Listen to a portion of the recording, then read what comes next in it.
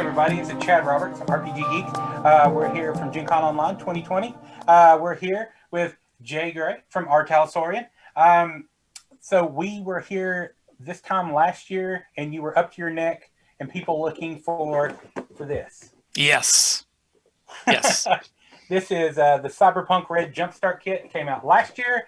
Debuted at the con, correct? Yes, we debuted at the con, lines around the block, so to speak, and we got it in stores as fast as we could afterwards. I think I stopped over there and I said, "You're going to get swarmed," and you're like, "Whatever." And then, yeah, kind of got swarmed. Yeah, we did. We had to have cones set up with to guide traffic. It was weird. That is the best problem to have in some cases. So here we are a year later. Mm-hmm. What has our Talsorian been up to? What have you been up to? And we'll just go in and we'll start talking about some of that stuff. Sure. The big question, I guess, is people will want to know when the core rulebook for Cyberpunk Red is coming, and the answer is it comes when it comes. It's everyone. The fact that we're here talking online and not at Gen Con shows just what kind of year it has been. And that has affected not just us, it has affected printing, it has affected distribution, and most importantly, it has affected retailers. So we're finishing up little bits of the game. We are getting it to print, and we are working on the best way to do it so that retailers who have been hurt really bad, honestly, by this crisis can have it to sell. And we want you to go to your local gaming store. We want you to buy it there. And that's important. But other than that, we have recently put out the second supplement for the Witcher tabletop role-playing game, which is a Witcher's Journal. And I think you sent me some assets on that. Yes, I did.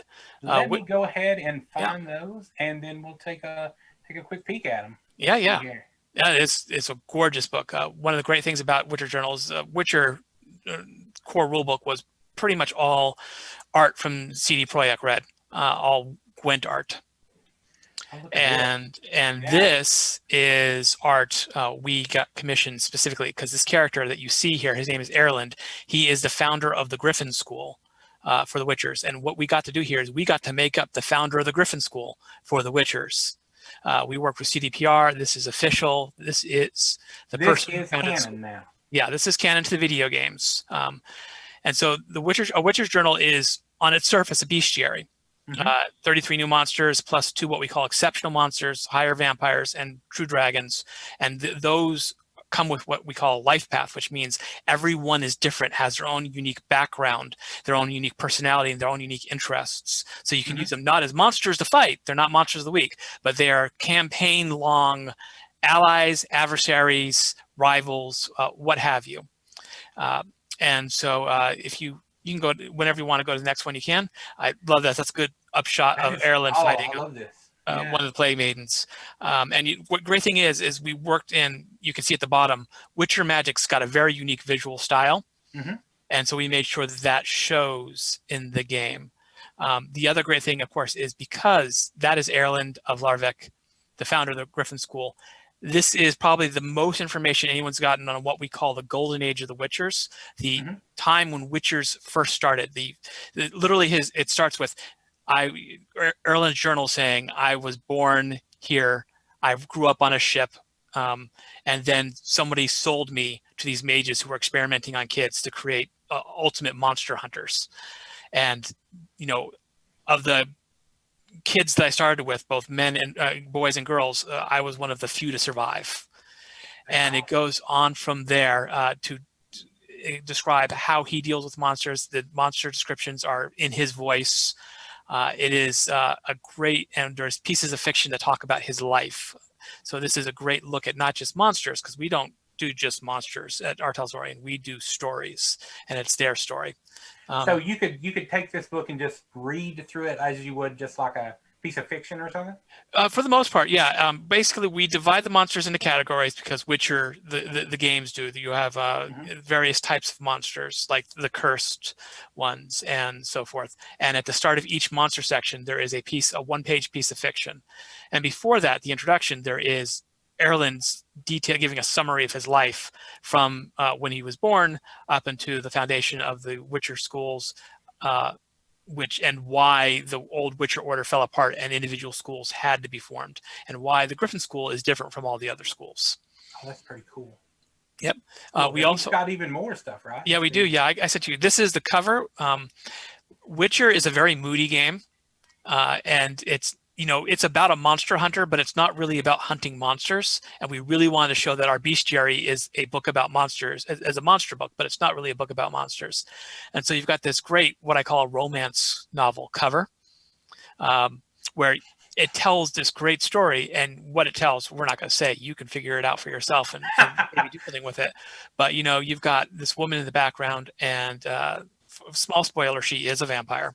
If you couldn't figure that out from the blood dripping from her mouth. Blood from her mouth. And the fact that she controls birds, that's something that higher vampires can do in this game, but only some. That goes back to the life path. They all get their own unique powers. But we want to say, here he is, and here's this guy. He's tried to live his life honorably. He's got to go and kill this intelligent person, because that vampire is intelligent and has emotions just like he does. Mm-hmm. And he's got to go and he's got to kill her because she's killing people. She's hurting people. And he hates it. He doesn't like it. And he's a witcher, and that's what he does. Yep.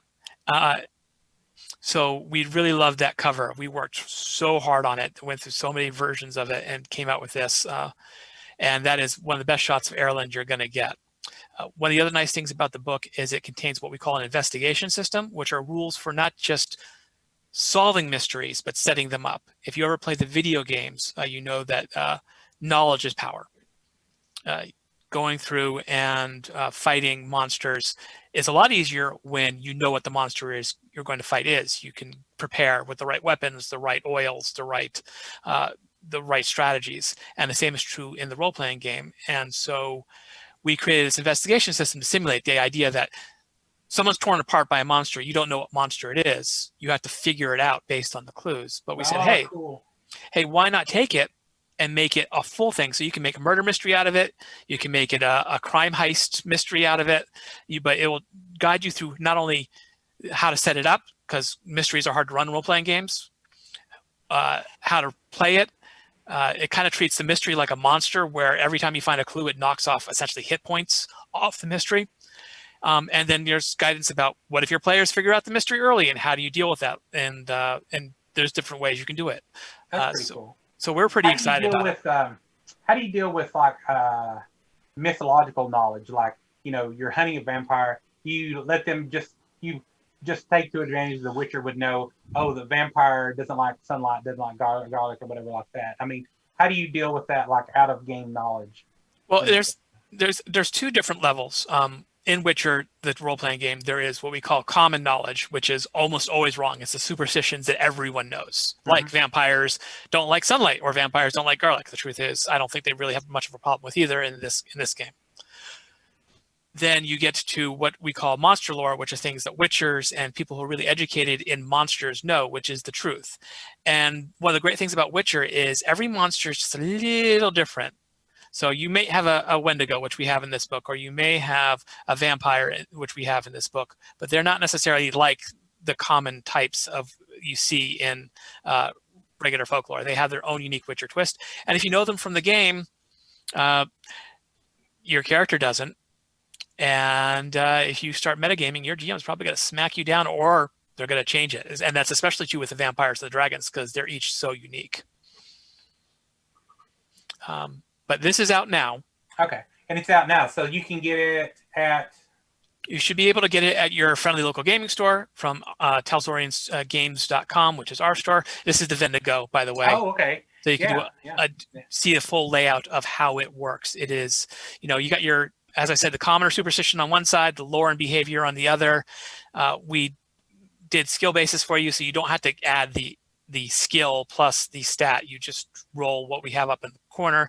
We detail out their individual powers. We try to make it as easy to read as possible. This was we took a lot of feedback from the core rule book and what people were saying about it, and really made sure to keep that in mind as we relayed out the monster sheets in this book. But It is out. Yep, it is out now. It is available from our web store, from drive-through digitally. We are currently running a sale right now through the end of Gen Con, where if you pick up from our store all three books, the core rulebook, and Lords and Lands, the GM screen, you get 30% off, or you can go do it digitally over a drive-through and get it for 30% off there. I may do that after we get done. So We got a question from Chad. If you're okay taking a question real quick. Absolutely.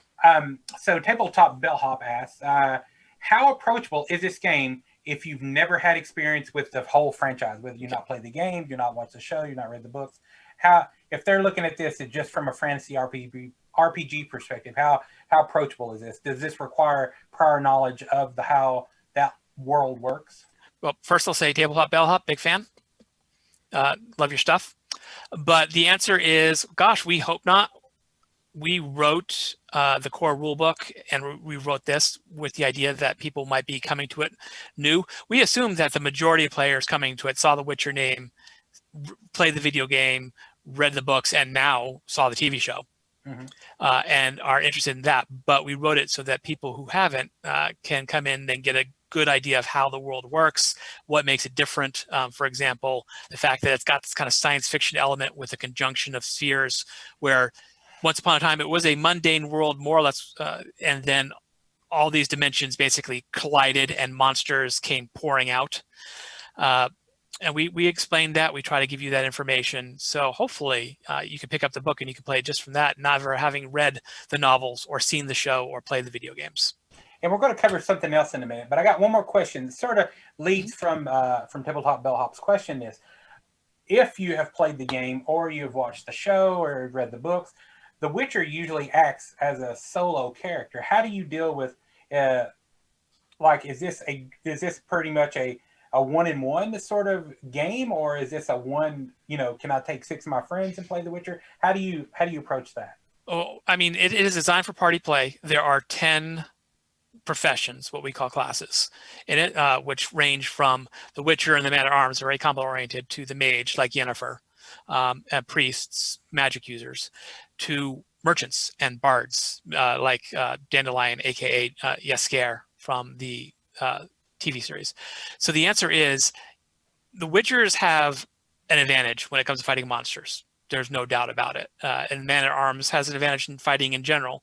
But at the same time, Witcher as a franchise has never been designed to be all about fighting. There have always been the politics and the behind the in town and the character relations, and that's what makes it a compelling story. Because if it was just I run around slay monsters, Witcher Geralt's story would never be all that interesting. But because you've got the political aspects, and so you've got the bards and the merchants, because no one likes Witchers. That's the important thing. Really. There's all kinds of superstitions and lore about them where people say, oh, the Witcher is going to come to your town and the Witcher is going to steal your gold and the Witcher is going to kill your people and the Witcher is going to ruin your women. And, it's not true, but Witchers get treated like dirt. And so we have systems which, as unfortunate as it is, there is prejudice in that world where Witchers, elves, dwarves, they're all seen through different eyes. And humans, when you go to the Elder Lands where the dwarves and the elves live. And so that really affects how you engage socially. And if the Witcher is going to go in town, in fact, Witchers have the trials they go through give them an emotional deadness to them. It dulls out their emotions, and so that's reflected in their stats. They actually are just not as good at dealing with people, even if they try to be good at dealing with people, as a merchant or an artisan, a craftsman, who can make better weapons, who can do alchemy. So the answer is, you could do a one-on-one with just a Witcher. You can do a 6-game with a Witcher and a whole bunch of friends. For example, imagine Geralt and Dandelion and Yennefer all going on an adventure together. You could do a game with no Witcher at all. Some of the best games I've seen so far have no Witcher, and how you deal with it, because it changes the parameters, because the GM can't just say, oh, I'm going to throw a monster at you, you're fine. You get a much more interesting game. One of the best games I've seen was Two Criminals, which is a class in a profession in the game. And they got to town and they started scamming people and they started figuring out how they're going to make money. And it was a great game to watch. And it was set in the Witcher world, but it wasn't about a Witcher. And it's just, there's so many stories you can tell that the Witcher does not need to be center stage all the time, and the Witcher doesn't need to be center stage at all. There you go. I hope that answers the questions out there. So let's talk about this. You sent me some. Yeah. Yep, I'm going to say, because we got a question in chat. Yes, the current print run of the core rulebook does incorporate the errata. It is the second printing. Oh, perfect. Perfect. Okay. Yeah. So yes. Okay, cool. So we are going to jump back over to the Cyberpunk Red for a minute because you sent me over some really neat photos. Yes. And I want to share these if it's possible. Oh, I hope so. Yeah. You have sent me some photos of these minis here. Yes. Which I'm a huge minis nerd, if you didn't know. And these are going to be coming out through you.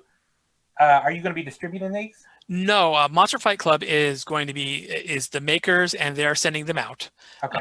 They're working with us in license. We work hand in hand. We meet with them regularly. They show us designs. We give them ideas. Monster Fight Club, for those of you who don't know, were founded by people from Gale Force 9, founders of Gale Force 9, who decided that they wanted to go back into business for themselves. And this is one of their first big license projects. And so we are working with them. I think pretty much everything we see is available currently. Mm-hmm. So we've got these first two sets, which are called the Jumpstart 1 and 2, designed to work with the Jumpstart kit. Mm-hmm. And, you can see the beautiful level of detail. Those are, yeah, they're great. Real sculpts. I've got some they've sent me. They're nice and solid. They paint well. I've seen some great paintings of them. And they're true to the Cyberpunk Red lore, which is fantastic.